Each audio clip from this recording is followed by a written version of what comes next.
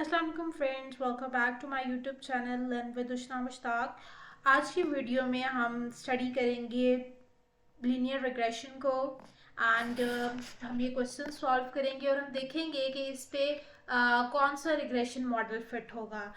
इस पे हम सिंपल रिग्रेशन अप्लाई करेंगे या फिर हम इस पे कर्वी रिग्रेशन अप्लाई करेंगे या फिर हम इस पे मल्टीपल लीनियर रिग्रेशन अप्लाई करेंगे।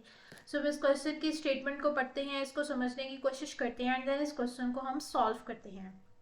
हमारे पास डाटा गिवन है यहाँ पर family expenditure and family income. X जो है वो रिप्रेजेंट कर रहा है फैमिली की इनकम को और वाई जो है वो रिप्रेजेंट कर रहा है फैमिली के एक्सपेंडिचर को।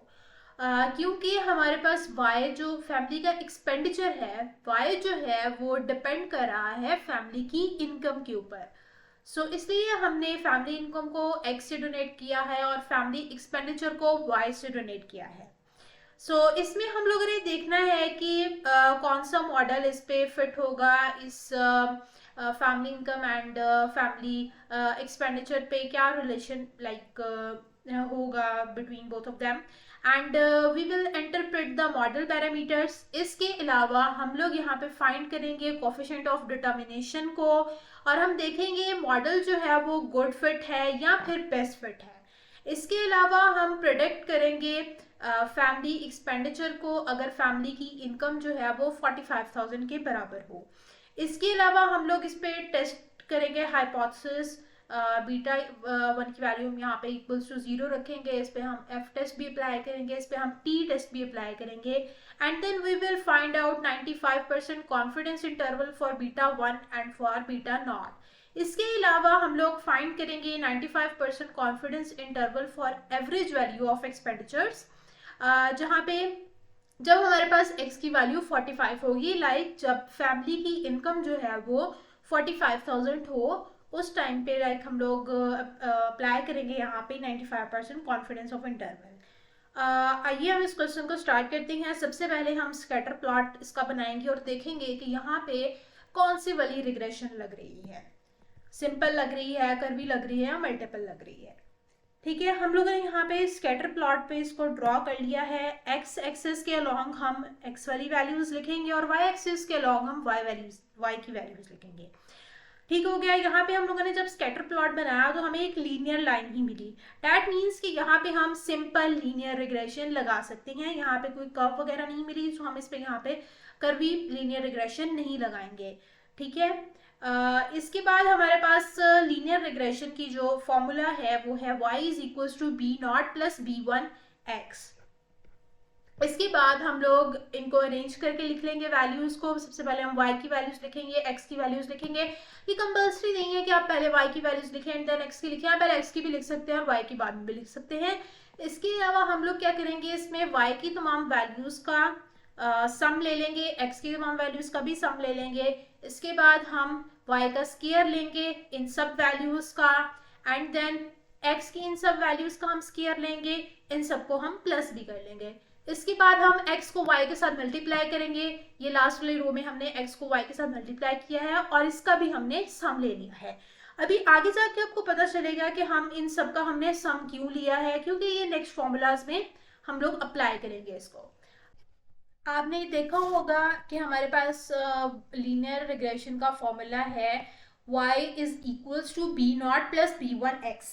तो हमारे पास ना यहाँ पे बी नॉट की वैल्यू है ना हमारे पास जो है वो b1 की वैल्यू है। सो हम इन वैल्यूज को पहले फाइंड आउट करते हैं एंड देन फिर हम इस फॉर्मूला में इसको अप्लाई करेंगे। नेक्स्ट हमारे पास है b1 का formula, b1 is equals to S X Y divided by S X का स्क्वायर। बी नॉट का फॉर्मूला है हमारे पास is equals to Y bar minus b1 x bar. Okay, हमें हमारे पास एक्स वाई का जो हमने मल्टीप्लिकेशन की थी और एक्स स्क्वायर, ये भी हमारे पास, ये वाली वैल्यूज तो हमारे पास मौजूद हैं। सम ऑफ एक्स का स्क्वायर हमारे पास एक्स का स्क्वायर है, सम ऑफ एक्स वाई भी हमारे पास है। बट जब हम बी नॉट को देखते हैं, वाई बार नहीं है हमारे पास, यहाँ पे हमारे पास b1 भी फाइंड आउट करने वाला है और x बार भी नहीं है। सो हम सबसे पहले y बार और x बार को फाइंड आउट कर लेते हैं। x बार का फॉर्मूला हमारे पास होता है x bar is equals to sum of x divided by n। अभी हम लोगों ने यहाँ पे देखा था, हम लोगों ने x का सम भी किया था। तो सम ऑफ एक्स हमारे पास है 293 और टोटल नंबर ऑफ वैल्यूज हमारे पास है 10, यहाँ पे हमने लिखी भी हुई है n इज इक्वल्स टू 10। सो हम इसको सम ऑफ एक्स को डिवाइड कर देंगे 10 के साथ, तो हमारे पास आंसर आ जाएगा 29.3। ये हमारे पास x बार का आंसर आ जाएगा। y बार भी सेम हम इसी तरह से ही फाइंड करेंगे, y की वैल्यूज को सबका सम लेंगे और इसको टोटल नंबर ऑफ वैल्यूज से हम डिवाइड कर देंगे। ठीक हो गया, इसका आंसर हमारे पास आ जाएगा 8.1। इसके बाद हम लोग b1 फाइंड करेंगे। अब b0 में हमने ये भी फाइंड कर लिया, ये भी फाइंड कर लिया, बस अब b1 रह गया है। अब b1 हम फाइंड करेंगे। b1 का फॉर्मूला हमारे पास है sum of X Y is equals to sum of X Y minus N X bar Y bar is equals to, यहाँ पे हम लोग सबसे पहले एक्स वाई का सम पुट करेंगे। एक्स वाई का सम हमारे पास है 2574, वो हम यहाँ पे पुट कर देंगे। एन हमारे पास है 10, एक्स बार की वैल्यू भी हमारे पास यहाँ पे है और वाई बार की वैल्यू भी है। ये सब वैल्यूज हम पुट कर देंगे इस फॉर्मूला में और हमारे पास एस एक्स वाई का आंसर आ जाएगा 200.70। इसके बाद एस एक्स का स्क्वायर हम फाइंड करेंगे, जिसका फॉर्मूला होता है sum of X square minus N X bar का स्क्वायर इज इक्वल्स टू, यहाँ पे हम एक्स स्क्वायर का सम पुट करेंगे ये वाला, एंड देन इसके बाद हम लोग माइनस एन हमारे पास 10 है, एक्स बार हमारे पास 29.3 है, इसका हम स्क्वायर लेंगे और ओवरऑल हमारे पास आंसर इसका आ जाएगा 992.75। इसके बाद हम लोग सम ऑफ एक्स का स्क्वायर, इसकी भी वैल्यू फाइंड आउट कर लेंगे। इस वैल्यू को हम लोग होल्ड करेंगे, अभी हम इसको नेक्स्ट वाले फॉर्मूलाज में यूज करेंगे। नेक्स्ट हम लोगों ने b1 के फॉर्मूला में इसकी वैल्यूज को पुट करना है और हमारे पास आंसर आ जाएगा 0.202। ये हमारे पास b1 का आंसर आ गया है। इसके बाद हम लोग इसको b0 के फॉर्मूला में भी वैल्यूज को पुट करेंगे, y बार की वैल्यू पुट करेंगे, b1 की वैल्यू हमारे पास आई थी इसको पुट करेंगे, x बार की वैल्यू को पुट करेंगे और हमारे पास b0 का आंसर भी आ जाएगा 2.173। इसके बाद जो हमारे पास लीनियर रिग्रेशन की इक्वेशन है उसके अंदर हम इसको पुट कर देंगे, लाइक जो हमने अभी पहले देखी थी कि y is equal to b0 plus b1x, इसके अंदर हम तमाम वैल्यूज को पुट कर देंगे। अब सेकेंड पे हम लोगों ने इंटरप्रेट करना था इस मॉडल को। सो b0 is equal to 2.173, b0 की वैल्यू हमारे पास 2.173 आई है। That indicates that the average expenditures पर family are 2173, okay, and next b1 is equals to 0.202। अब हम लोगों ने पहले ही ये बात बोली थी कि जो y होता है वो x के ऊपर डिपेंड करता है, x जो है वो इंडिपेंडेंट वेरिएबल होता है। सो यहाँ पे अगर x की वैल्यू 1 यूनिट इंक्रीज करेगी तो y की वैल्यू भी 0.202 यूनिट्स इंक्रीज करेगी, क्योंकि हमने कहा कि b1 जो है is equal to per unit change in y due to x। जो भी चेंज x में होगा वो उसकी उस चेंज की वजह से y के यूनिट्स में भी चेंजेस आएंगी। जिस तरह 0.20x है तो y की वैल्यू 0.20x जो है वो इंक्रीज करेगी। इसके बाद नेक्स्ट हम लोगों ने कॉफिशिएंट ऑफ डिटर्मिनेशन को फाइंड करना है और हमने देखना है कि मॉडल जो है वो गुड फिट है या फिर ये बेस्ट फिट है। इसमें हम लोग सबसे पहले फाइंड आउट करेंगे कॉफिशिएंट ऑफ डिटर्मिनेशन का फॉर्मूला हमारे पास होगा R square is equal to S S R over T S S. अब इसमें हम सबसे पहले इन वैल्यूज को फाइंड आउट करेंगे। इनके फॉर्मूलाज है T S S is equal to S Y square. अभी हम लोगों ने पिछली स्लाइड में भी इसको फाइंड आउट किया था, मैंने कहा था अभी हम इसको होल्ड करेंगे, इसको हम नेक्स्ट में इस फॉर्मूला को यूटिलाइज करेंगे। सो टी एस एस का फॉर्मूला ये है एस वाई स्क्वायर। सो यहाँ पे हम लोगों ने पीछे भी इसको फाइंड किया था, इस वैल्यू को हम यहाँ पे पुट कर देंगे। Okay, S S R is equal to b1 sum of X Y.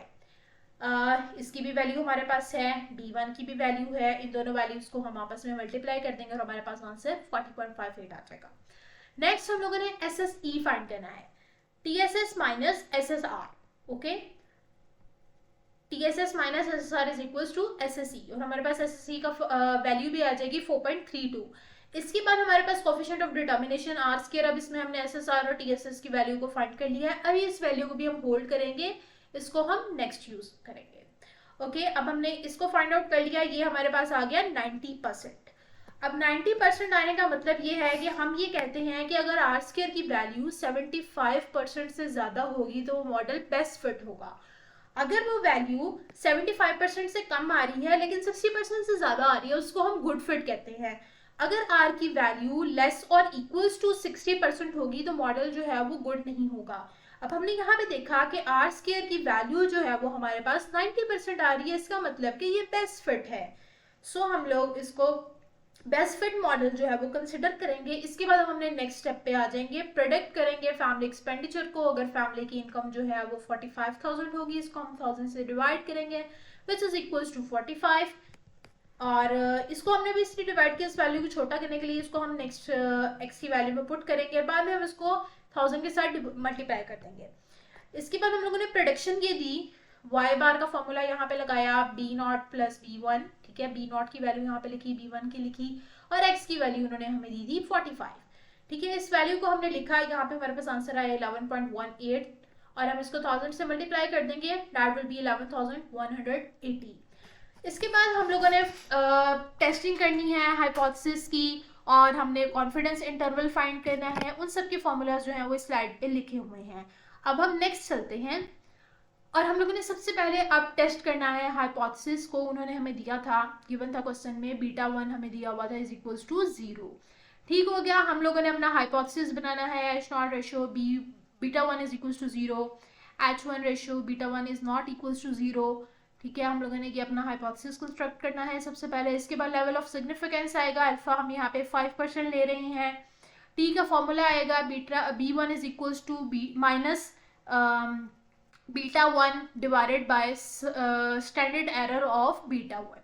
Okay, हमारे पास यहाँ पे B1 भी हमें पता है, बीटा 1 भी हमें पता है कि 0 है, और B1 की वैल्यू हम पहले फाइंड आउट करके आ चुके हैं। लेकिन हमें ये जो एरर है ऑफ B1 ये नहीं हमें पता। सो हम सबसे पहले ये एरर फाइंड आउट करेंगे। एरर फाइंड आउट करने का फॉर्मूला है SB1 is equals to SE का स्क्वायर डिवाइडेड बाय SX का स्क्वायर। अब हमारे पास SE का स्क्वायर, ये अब कहाँ से वैल्यू आ गई, ये तो हमने पहले कभी नहीं देखी, ना हमने इसको कभी फाइंड आउट किया है।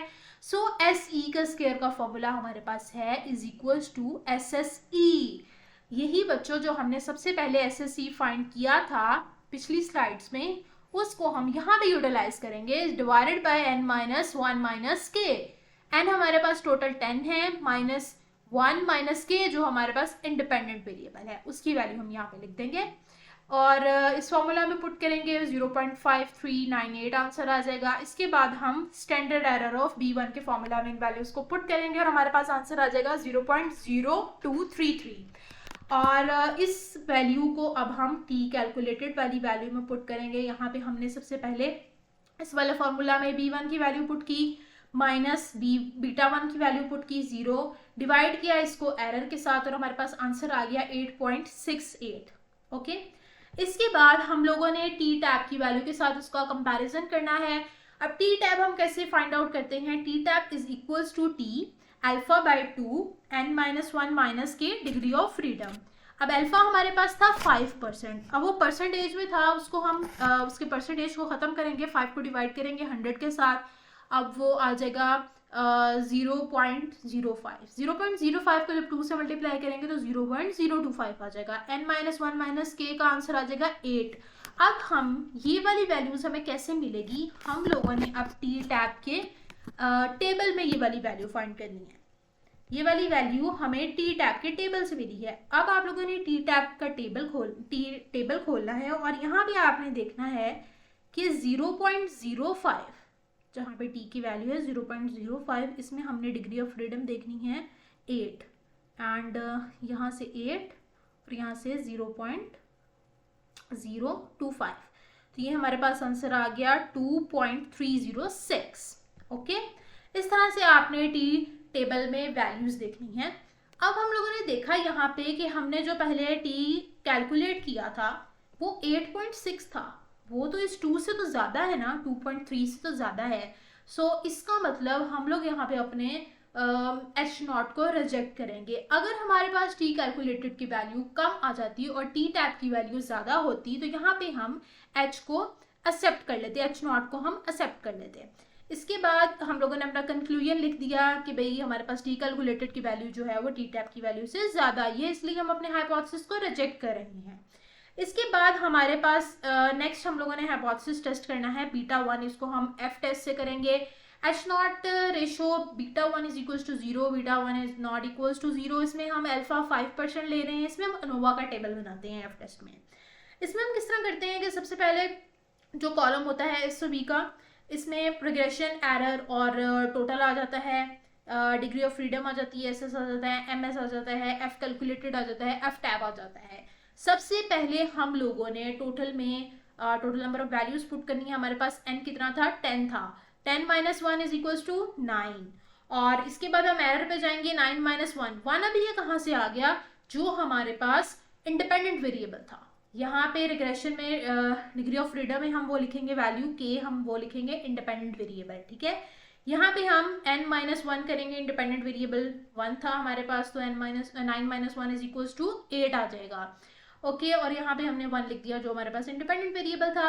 अब ये एस एस कहाँ से आएगा, एस एस आर जो हमने पहले फाइंड आउट किया था, एस एस आर और एस एस ई। अब इनके पहले पहले अल्फाबेट आपने बस देखते जाने। एस एस ई की वैल्यू यहाँ पे लिख देंगे, और फिर T S S, T S S को हम एस एस टी भी कहते हैं, सो टी एस एस की वैल्यू यहाँ पे आ जाएगी। इसके बाद नेक्स्ट आते हैं एम एस के ऊपर। एम एस हमने कैसे फाइंड करना है, सबसे पहले एस एस को डिवाइड कर देना है डिग्री ऑफ फ्रीडम के साथ। ये 40.58 है, इसको हम डिवाइड कर देंगे 1 के साथ।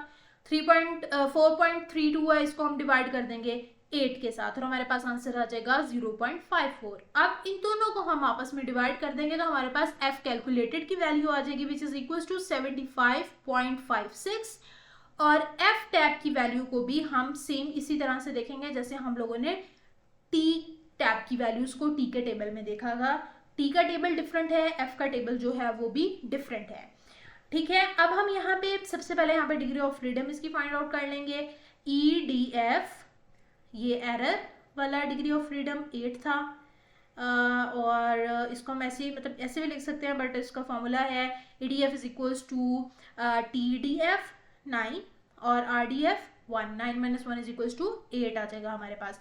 सो हमारे पास इंडिपेंडेंट वेरिएबल था 1 और 8। हम इसको अब एफ के टेबल में देखेंगे। सो एफ के टेबल में दिस वन, इसमें हम देखेंगे 8 के साथ तो 5.32 हमारे पास वैल्यू आ जाएगी एफ टैब की।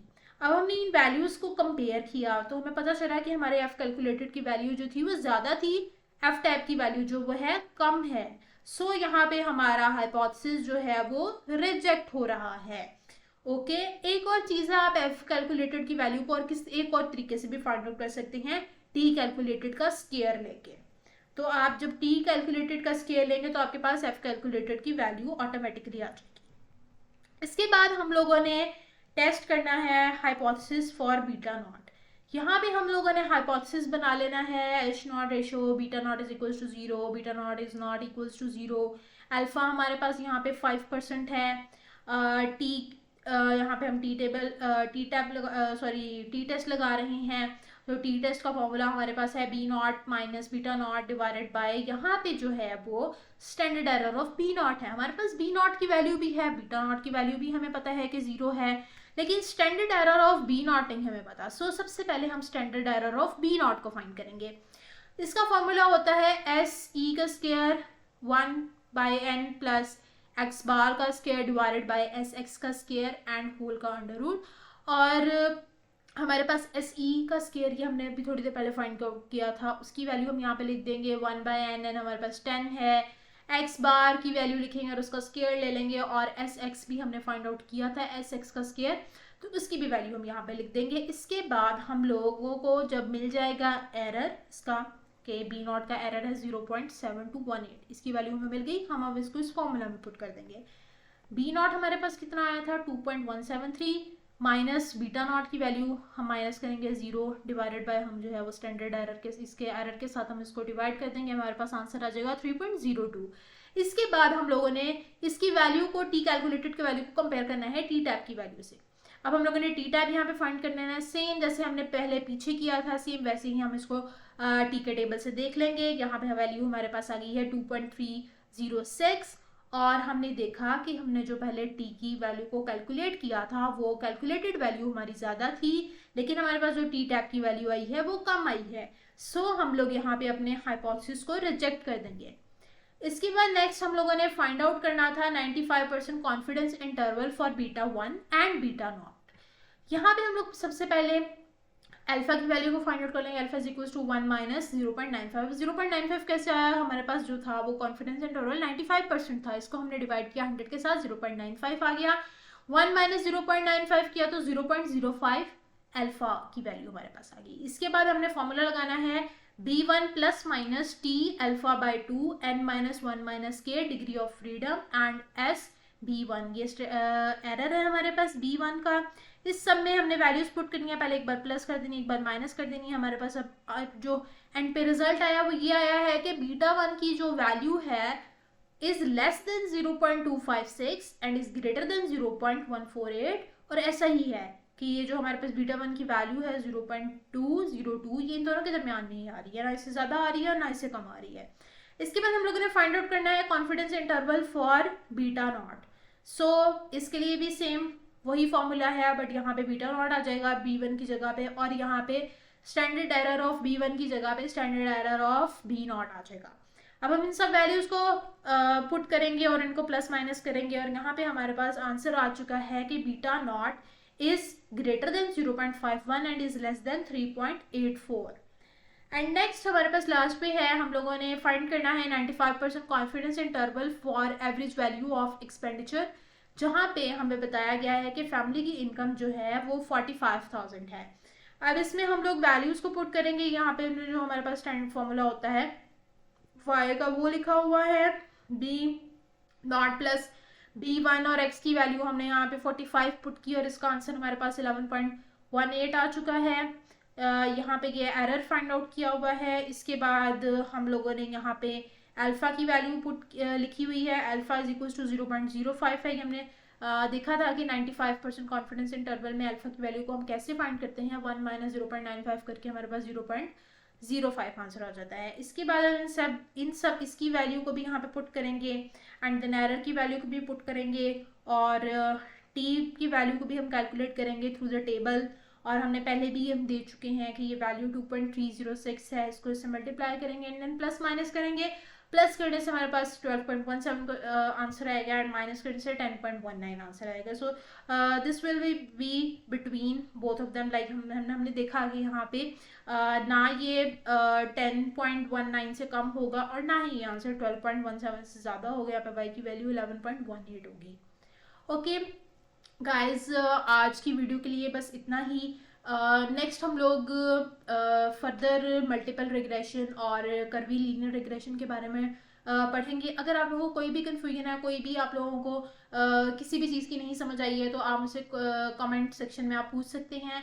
और इसके अलावा अगर आप लोगों ने अभी तक मेरे चैनल को सब्सक्राइब नहीं किया तो उसको भी सब्सक्राइब कर दें और बेल आइकन को भी प्रेस कर दें, ताकि जो भी मेरी न्यू वीडियो हो वो आपको जल्द से जल्द मिल जाए।